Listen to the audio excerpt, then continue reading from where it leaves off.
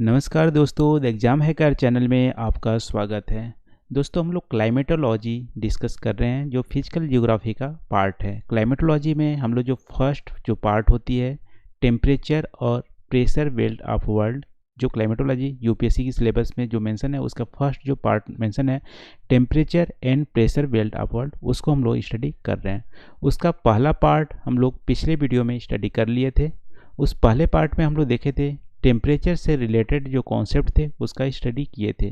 जैसे atmospheric temperature होती क्या है, एटमॉस्फेरिक टेम्परेचर का जो सोर्सेस हैं, कैसे हीट होती है उसका भी स्टडी किए थे। फिर कौन कौन से फैक्टर हैं एटमॉस्फेरिक टेम्परेचर को जो अफेक्ट करती थी उसको भी स्टडी किए थे। उसके बाद हम लोग डिस्ट्रीब्यूशन ऑफ एटमॉस्फेरिक टेम्परेचर देखे थे।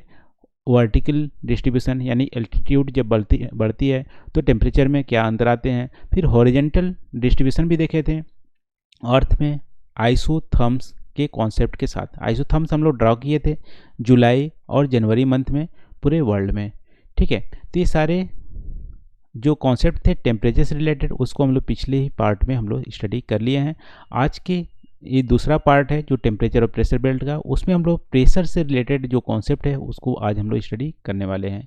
तो प्रेशर से रिलेटेड जो कॉन्सेप्ट है पहले हम लोग देखेंगे एटमॉस्फेरिक प्रेशर क्या होती है, फिर देखेंगे क्या क्या फैक्टर्स जो अफेक्ट करते हैं एटमॉस्फेरिक टेम्परेचर का, फिर डिस्ट्रीब्यूशन ऑफ एटमॉस्फेरिक टेम्परेचर देखेंगे, वर्टिकल वेरिएशन कैसी होती है, कितनी होती है एटमॉस्फेरिक प्रेशर में जब हम एल्टीट्यूड यानी हाई एल्टीट्यूड जाते हैं या ऊंचाई पे जाते हैं। तो फिर हॉरिजॉन्टल डिस्ट्रीब्यूशन में हम लोग देखेंगे आइसोबार का कॉन्सेप्ट। जैसे वहाँ पे टेम्परेचर में आइसोथर्म्स होते थे वैसे यहाँ पे आइसोबार होते हैं जो same atmospheric temperature line draw होती है, सेम लोकेशन वाले जो एटमॉस्फेरिक एटमॉस्फेरिक प्रेशर होते हैं उसको ड्रा करते हैं आइसोबार।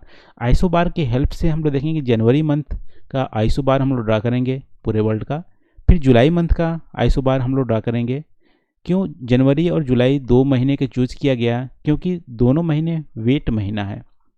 ठीक है, नमी होती है। जनवरी में सदर्न हेमिस्फीयर में बारिश ज़्यादा होती है, जुलाई में नदर्न हेमिस्फीयर में बारिश ज़्यादा होती है, वर्षा ज़्यादा होती है। इसलिए हम लोग, हालांकि यहाँ पे जून और जो दिसंबर है दोनों में इंसुलेशन ज़्यादा होती है, फिर भी हम लोग वेट महीने का ही चूज करते हैं जनवरी और जुलाई को आइसोबार को ड्रा करने के लिए। तो इसका भी देखेंगे आइसोबार जनवरी और जुलाई मंथ का देखेंगे। फिर देखेंगे प्रेशर ग्रेडियंट होती क्या है, और फिर लास्ट में देखेंगे एटमॉस्फेरिक प्रेशर जब आदमी जब हाइट पे जाता है तो एटमॉस्फेरिक प्रेशर क्या क्या इफेक्ट करती है, क्या क्या इम्प्लीकेशन करती है ह्यूमन बॉडीज़ पे, उसका भी इफेक्ट हम लोग यहाँ पे देखेंगे। तो बने रहिए लास्ट तक दोस्तों। जो एटमॉस्फेरिक प्रेशर है इसका सारे कॉन्सेप्ट हम लोग आज स्टडी करने वाले हैं, और कुछ जो कॉन्सेप्ट रह जाएंगे उसको पार्ट 3 में हम लोग स्टडी करेंगे, जिसमें देखेंगे मेजर जो एटमॉस्फेरिक प्रेशर बेल्ट है उसको स्टडी करेंगे, और फिर एटमॉस्फेरिक सर्कुलेशन को भी अगले वीडियो में हम लोग स्टडी कर लेंगे। तो आज के वीडियो में हम लोग एटमॉस्फेरिक जो प्रेशर है उसका बेसिक कॉन्सेप्ट को यहाँ पे स्टडी कर रहे हैं। तो सबसे पहले देख लेते हैं एटमॉस्फेरिक जो प्रेशर होती हैं उसको बैरोमीटर डिवाइस द्वारा मेजर किया जाता है, और जो मापा जो दर्शाया जाता है वो मिली बार में दर्शाया जाता है। ठीक है, बैरोमीटर और मिलीमीटर में बैरोमीटर डिवाइस है, मिली बार मात्रक है। ठीक है, जैसे मान लो टेम्परेचर के लिए थर्मामीटर यूज करते हैं, वैसे प्रेशर के लिए बैरोमीटर यूज करते हैं, लेकिन टेम्परेचर को सेंटीग्रेड में मेजर दर्शाते हैं, वैसे ही प्रेशर को मिली बार में दर्शाया जाता है। तो ये आपको ध्यान रखना है। अब देख लेते हैं डेफिनेशन, एटमॉस्फेरिक प्रेशर का डेफिनेशन क्या होती है। तो एटमॉस्फेरिक प्रेशर क्या होती है, वेट ऑफ एटमॉस्फेरिक कंपोनेंट। जैसे एटमॉस्फेरिक कंपोनेंट में क्या होते हैं, dust, air particle, water vapour, ये सारे कंपोनेंट का वेट किसी पर्टिकुलर लोकेशन में पर स्क्वायर सेंटीमीटर को ही एटमॉस्फेरिक प्रेशर बोलते हैं। मान लो दिल्ली में आप हो तो दिल्ली में पर स्क्वायर सेंटीमीटर पे जो एटमॉस्फेयर का वेट होगा, वर्टिकली वेट होगा, वही एटमॉस्फेरिक प्रेशर होगा। तो एटमॉस्फेरिक प्रेशर क्या होती है कि वेट ऑफ एटमॉस्फेरिक कंपोनेंट पर सेंटीमीटर पर square centimetre at any location at any point of time को एटमॉस्फेरिक प्रेशर बोलते हैं। तो इसका जनरली सी लेवल पे ही मेजर किया जाता है एटमॉस्फेरिक प्रेशर, क्योंकि एल्टीट्यूड तो घटती बढ़ती रहती है लोकेशन वाइज। सी लेवल पे यदि देखें तो एटमॉस्फेरिक प्रेशर जो होती है 1013.2 मिली बार होती है। इसको आप केजी में देखोगे तो जनरली केजी में आप इसको रिप्लेस करोगे तो पर स्क्वायर सेंटीमीटर पे 1.033 केजी का वेट होता है एटमॉस्फेयर का। ठीक है, तो आप सी लेवल पर क्या होती है एटमॉस्फेयर पे 1013, ये सबसे हाईएस्ट होती है, सी लेवल पे ही एटमॉस्फेयर पर ज़्यादा होती है, क्योंकि वेट सी लेवल पे ज़्यादा होती है। जैसे जैसे एल्टीट्यूड आप ऊपर जाओगे वैसे वैसे एटमॉस्फेरिक प्रेशर कम होती जाती है और वेट ऑफ एटमॉस्फेयर भी कम होती जाती है। तो हॉरिजेंटली यदि आप देखोगे एटमॉस्फेरिक प्रेशर तो बहुत ज़्यादा वेरिएशन मिलता है, स्पेशियल वेरिएशन और टेम्परल वेरिएशन भी। स्पेशियल वेरिएशन में आप देखोगे अलग अलग लोकेशन की अलग अलग एटमॉस्फेरिक प्रेशर होती है। टेम्परल में आप देखोगे तो अलग अलग मंथ में अलग अलग एटमॉस्फेरिक प्रेशर होते हैं। ठीक है, जैसे नॉर्दर्न हेमिस्फीयर में जून में आप देखोगे, जुलाई में देखोगे तो एटमॉस्फेरिक प्रेशर लो देखने को मिलेगी, जबकि जनवरी फरवरी में देखोगे तो नॉर्दर्न हेमिस्फीयर में एटमॉस्फेरिक प्रेशर हाई देखने को मिलते हैं। तो वैसे ही वर्टिकली आप देखोगे तो वर्टिकल ऊपर जाओगे तो एटमॉस्फेरिक प्रेशर ऑलवेज कम होता है, हमेशा कम होता है। तो ये रहा थोड़ा सा डिस्ट्रीब्यूशन, इसको हम लोग आगे डिटेल में स्टडी करने वाले हैं। तो अभी हम लोग देखिए एटमॉस्फेरिक प्रेशर क्या होती है। वेट ऑफ एटमॉस्फेयर पर square centimetre at particular location at particular time को एटमॉस्फेरिक प्रेशर बोलते हैं। अब देखते हैं कौन कौन से फैक्टर्स जो हैं एटमॉस्फेरिक प्रेशर को अफेक्ट करते हैं। तो यहाँ पे नेचुरल फैक्टर और आर्टिफिशियल फैक्टर, दो फैक्टर्स हैं। नेचुरल फैक्टर में टेम्परेचर एटमॉस्फेरिक प्रेशर को अफेक्ट करता है, देखेंगे टेम्परेचर और प्रेशर में क्या रिलेशन होते हैं उसको भी देखेंगे। फिर एटमॉस्फेरिक कंपोनेंट में जैसे डस्ट, वाटर वेपर, फिर एल्टीट्यूड, विंड्स, और आर्टिफिशियल फैक्टर में देखेंगे global warming, CO2, dust particle, carbon, water vapour. तो ये आर्टिफिशियल फैक्टर हो गए। अब इसको यहाँ पे देख लेते हैं टेम्परेचर। अब देखो टेम्परेचर और प्रेशर में दो तरह से रिलेशन होता है, इसको आप ध्यान से देखिए, दो तरह से। यदि हॉरिजेंटल डिस्ट्रीब्यूशन की बात की जाए और वर्टिकल डिस्ट्रीब्यूशन की बात की जाए तो अलग अलग रिलेशन होता है। हॉरिजेंटली यदि टेम्परेचर घट रही है तो प्रेशर बढ़ेगी, यानी इन्वर्स रिलेशन होंगे। टेम्परेचर और प्रेशर में इन्वर्स रिलेशन होंगे हॉरिजेंटली डिस्ट्रीब्यूशन में। जैसे इक्वेटर पे टेम्परेचर क्या होती है, सबसे हाईएस्ट होती है और प्रेशर सबसे लोवेस्ट होती है। पोल्स में आप जाओगे तो टेम्परेचर सबसे कम होगी लेकिन प्रेशर सबसे हाईएस्ट होगी। तो हॉरिजेंटली डिस्ट्रीब्यूशन में आप देखोगे प्रेशर का तो टेम्परेचर और प्रेशर में इन्वर्स रिलेशन होता है। लेकिन वर्टिकली आप जाओगे, देखो हाइट बढ़ने पे टेम्परेचर क्या होती है, घटती है, प्रेशर भी घटती है। तो वर्टिकल यदि डिस्ट्रीब्यूशन की बात की जाए तो टेम्परेचर और प्रेशर में प्रोपोर्शनल रिलेशन होता है, इसको आप ध्यान रखिएगा। जैसे जैसे हाइट बढ़ती है टेम्परेचर भी घटता है और प्रेशर भी घटता है। तो टेम्परेचर का दो रिलेशन होता है।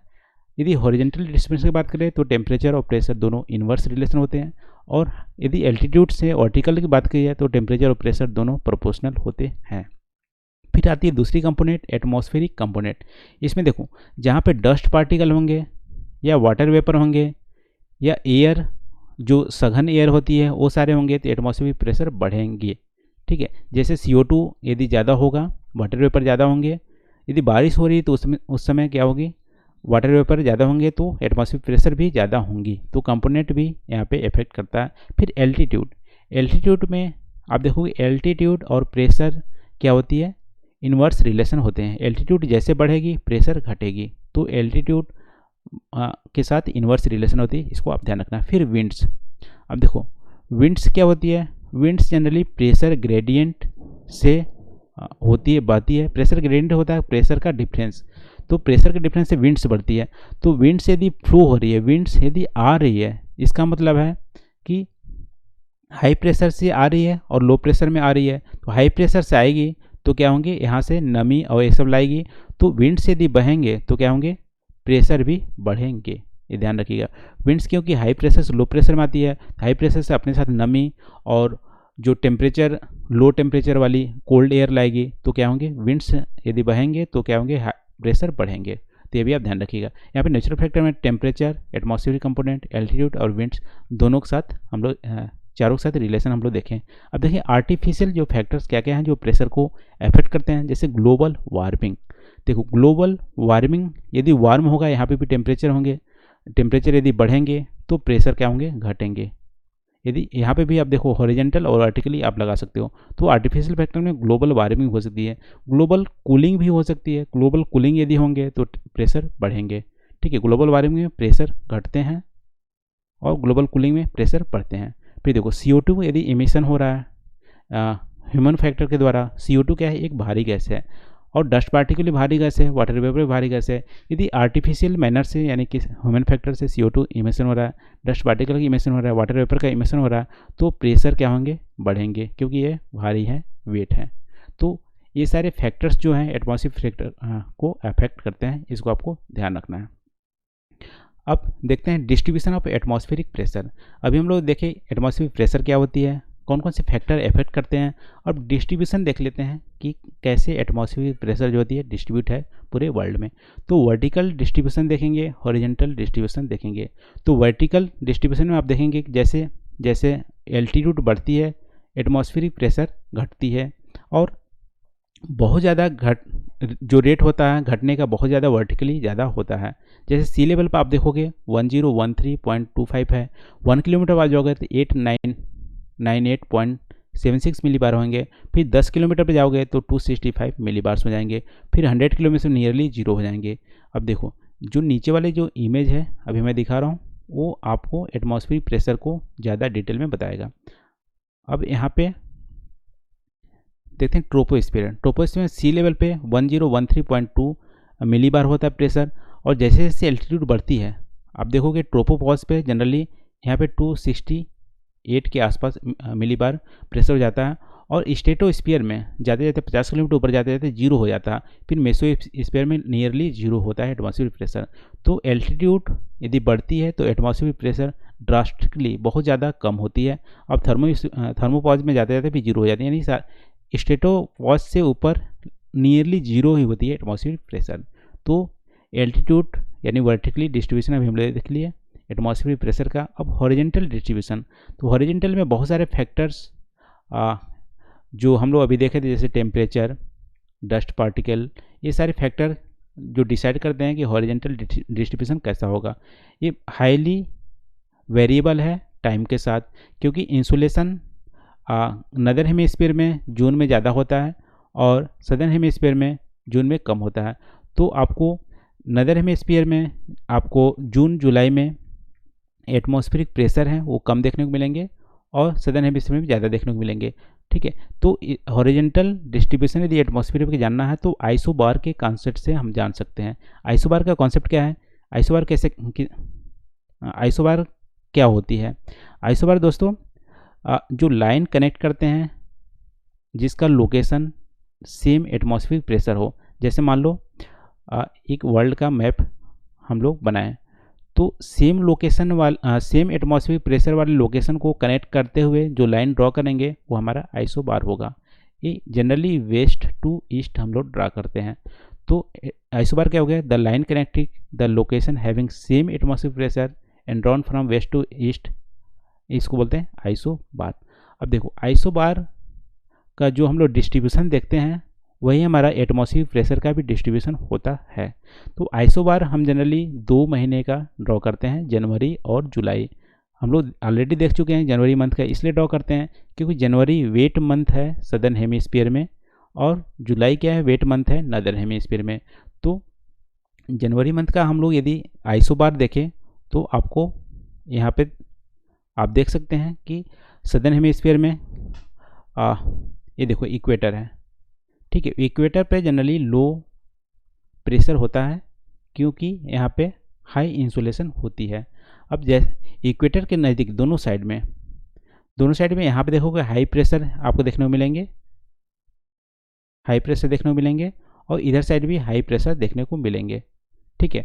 और देखो जनवरी में नदर्न हेमिस्फीयर में कम इंसुलेशन होता है, तो यहाँ पे भी हाई प्रेशर चाइना और इंडिया में जो हाई प्रेशर यहाँ पे बेल्ट देखने को मिलेंगे। और कुछ जो लोकेशन है हमेशा लो प्रेशर होती है, जैसे यहाँ पे जो यूके के साइड में आप देख सकते हो ईस्ट ऑफ ग्रीनलैंड, आप देख सकते हो यहाँ पे लो प्रेशर होती है जबकि इंसुलेशन कम है। यहाँ पे देखो हाई प्रेशर है फिर भी यहाँ पे लो प्रेशर है, और ये वाला लोकेशन में हाई प्रेशर देखने को मिलती है। ऐसा इसलिए क्योंकि यहाँ पे आपको वार्म ओशियन करंट देखने को मिलेंगे। इसकी वजह से यहाँ पे लो प्रेशर यानी टेम्परेचर बढ़ जाती है और लो प्रेशर ग्रीनलैंड के ईस्ट में देखने को मिलेंगे। और यहाँ पे हाई प्रेशर इसलिए ज़्यादा मिलता है क्योंकि यहाँ पे कैनरी करंट होती है जो कोल्ड करंट है, उसकी वजह से हमेशा यहाँ पे हाई प्रेशर देखने को मिलेंगे। फिर लो प्रेशर का रीजन यहाँ पे देखने को मिलेगा क्योंकि यहाँ पे एक वार्म ओशियन करंट यहाँ पे फ्लो होती है, यहाँ पे लो प्रेशर यहाँ पे देखने को मिलेंगे। तो जनवरी के मंथ में आपको लो प्रेशर ग्रीनलैंड के ईस्ट में देखने को मिलेंगे, इक्वेटर साइड में देखने को मिलेंगे और इक्वेटर के बोथ साइड में आपको हाई प्रेशर देखने को मिलेंगे। सबसे ज़्यादा हाईएस्ट जो प्रेशर होता है वो चाइना और इंडिया के करीब होता है 1030 मिलीबार। ठीक है, सबसे हाईएस्ट, इसको ध्यान रखिएगा। 1020 बोथ साइड होता है और ये इसको आपको याद रखना पड़ेगा यदि आप एग्ज़ाम में अच्छे मार्क्स लाना चाहते हैं तो। ठीक है, इसका कोई शॉर्टकट ट्रिक नहीं है। तो अब देख लेते हैं जुलाई। अभी हम लोग जनवरी मंथ में देखिए। अब जुलाई मंथ में क्या होता है कि नदर हेमिस्फीयर में इंसुलेशन ज़्यादा होता है, इसलिए नदर हेमिस्फीयर में आपको लो प्रेशर देखने को मिलेंगे। अब देखो इंडिया और चाइना के करीब यहाँ पे लो प्रेशर देखने को मिलेंगे क्योंकि इंसुलेशन ज़्यादा होती है। ट्रॉपिक ऑफ कैंसर पे इंसुलेशन 90 डिग्री पे पड़ता है, तो लो प्रेशर यहाँ पे 1000 मिलीबार का लो प्रेशर देखने को मिलेगा। उसके सराउंडिंग में 1005 देखने को मिलेगा, 1010, यानी कि लो प्रेशर एरिया यहाँ पे जनरेट होता है। लेकिन यहाँ पे देखो, जैसे हम डिस्कस किए थे, ग्रीनलैंड के ईस्ट में हमेशा लो प्रेशर होता है क्योंकि यहाँ पे वार्म ओशियन करंट देखने को मिलते हैं, और यहाँ पे हाई प्रेशर होता है क्योंकि यहाँ पे कोल्ड ओशियन करंट देखने को मिलते हैं। तो देखो हाई प्रेशर रीजन यहाँ पे होंगे और इक्वेटर के सदर्न साइड में भी हाई प्रेशर देखने को मिलेंगे क्योंकि इंसुलेशन यहाँ पे कम होती है, और ऑस्ट्रेलिया में भी हाई प्रेशर देखने को मिलेंगे क्योंकि इंसुलेशन यहाँ पे कम होती है। इंसुलेशन ज़्यादा होती है इंडिया, क्योंकि यहाँ पे लैंड है, ज़्यादा हीट होती है। इंडिया और चाइना के और जो नदर्न पार्ट है अफ्रीका का, वहाँ पे लो प्रेशर देखने को मिलेंगे। तो विंड्स हमेशा हाई प्रेशर से लो प्रेशर में फ्लो होती है। तो ये रहा दोस्तों आइसो बार जो हम लोग जुलाई मंथ में ड्रॉ करते हैं। इसको भी आपको याद रखना पड़ेगा, मेमोराइज करना पड़ेगा। यहाँ पे थोड़ा आप कॉन्सेप्ट दिमाग लगा सकते हो कि इंसुलेशन जहाँ पे ज़्यादा होगी लो प्रेशर होगा, जहाँ पे कोल्ड ओशियन करंट होंगे वहाँ पे हाई प्रेशर होगा, जहाँ पे वार्म ओशियन करंट होंगे वहाँ पे लो प्रेशर होगा। ठीक है, तो इसको आपको ध्यान रखना है। तो ऐसे जो हॉरिजेंटल डिस्ट्रीब्यूशन होती है एटमॉस्फेरिक प्रेशर का, वो आइसो बार से ड्रॉ करते हैं। अब देख लेते हैं प्रेशर ग्रेडियंट क्या होती है। तो प्रेशर ग्रेडियंट मतलब प्रेशर का ढलाव। तो प्रेशर ग्रेडियंट का होता है rate of change of horizontal atmospheric pressure at given point of time, यानी किसी पर्टिकुलर टाइम पे यदि जो रेट ऑफ चेंज होती है प्रेशर का, उससे बोलते हैं प्रेशर ग्रेडियंट। यदि दो आइसोबार क्लोज हैं तो प्रेशर ग्रेडियंट ज़्यादा होंगे। क्यों? क्योंकि मान लो एक आइसोबार यहाँ पे ड्रा किए, वो 1020 है, यहाँ पे यदि क्लोजली है तो 1030 होंगे, तो यहाँ पे 10 का प्रेशर ग्रेडियंट मिलेगा। तो क्लोज आइसोबार होते हैं तो स्ट्रॉन्ग प्रेशर ग्रेडियंट होता है और फिर स्ट्रॉन्ग विंड्स फ्लो होंगे यदि क्लोज आइसोबार हैं तो। ठीक है, तो आइसोबार क्या होती है कि rate of change of horizontal atmospheric pressure at given point of time को बोलते हैं प्रेशर ग्रेडियंट। अब देख लेते हैं एटमॉस्फेरिक प्रेशर को क्या इम्प्लीकेशन होती है यदि हाइट पे जाते हैं। तो मान लो कोई ह्यूमन जो है एवरेस्ट पे चढ़ रहा है तो क्या क्या प्रॉब्लम होंगे, वहाँ पे एटमॉस्फेरिक प्रेशर कम होंगे तो क्या क्या उनकी डिफ़िकल्टी सामना करना पड़ेगा। सबसे पहले सांस लेने में दिक्कत होंगी, क्योंकि ह्यूमन जो बॉडी है वो क्या होता है जनरली जो मॉलिक्यूल्स लेवल का जो ऑक्सीजन होता है उसको इनहेल करता है, लेकिन हाइट बढ़ने पे ऑक्सीजन जो होती है मॉलिक्यूल्स लेवल ना होकर एटॉमिक लेवल का मिलती है। ठीक है, लेकिन ह्यूमन बॉडी का ऐसा नहीं है कि एटॉमिक लेवल का जो मॉलिक्यूल है ऑक्सीजन का एटॉमिक लेवल जो है उसको इनहेल कर पाए और उसको यूज़ कर पाए। ठीक है, तो ऐसे प्रॉब्लम आने लगती है। तो फर्स्ट प्रॉब्लम क्या है, सांस लेने में प्रॉब्लम है, क्योंकि ऑक्सीजन जो होती है मॉलिक्यूल्स फॉर्म में हाई एल्टीट्यूड पे कम देखने को मिलती है या ना देखने को मिलती है, और ह्यूमन जो बॉडी है मॉलिक्यूल लेवल का जो ऑक्सीजन होता है उसको इनहेल करता है, इसलिए प्रॉब्लम होती है। दूसरा जो प्रॉब्लम आता है लो एटमॉस्फेरिक प्रेशर में कि लीकिंग, हाँ, फाउंडेंस जो पेन है जो लीक करने लगती है, क्योंकि एटमॉस्फेरिक प्रेशर कम हो जाता है बाहर और पेन में ज़्यादा होता है। तो हाई टू लो फ्लो होने का नेचर है वो, उससे वजह से क्या होती है लीक्स, पेन को लीक होती है। वैसे ही ब्लीडिंग होने लगता है स्किन से भी ब्लीडिंग होने लगता है, क्योंकि ह्यूमन बॉडी में हाई प्रेशर हो जाएंगे और बाहर लो प्रेशर हो जाएगा। तो हाई प्रेशर से लो प्रेशर में हमारे जो ब्लड है वो स्किन से निकलने लगती है, और फिर बॉइलिंग पॉइंट डिक्रीज हो जाते हैं। यानी बॉइलिंग पॉइंट डिक्रीज होने का मतलब कि जो वाटर है 100 डिग्री सेंटीग्रेड पे खौलती थी उबलती थी वो 90 डिग्री सेंटीग्रेड पे उबलने लगेगी। और इससे क्या होगा कि जो फूड जो कुक करेंगे उसका टाइम बढ़ जाएगा, क्योंकि फूड जो कुक करेंगे मान लो 100 डिग्री पे सेंटीग्रेड पे बॉयल हो रही थी, वो 90 डिग्री पे बॉयल होने लगी, तो फूड का वेदरिंग जो है वो इतना फास्ट नहीं होगा जितना 100 डिग्री पे होता था। तो इसलिए फूड का कुकिंग टाइम इंक्रीज हो जाएगा और क्या होंगे, बॉइलिंग पॉइंट कम हो जाएगा।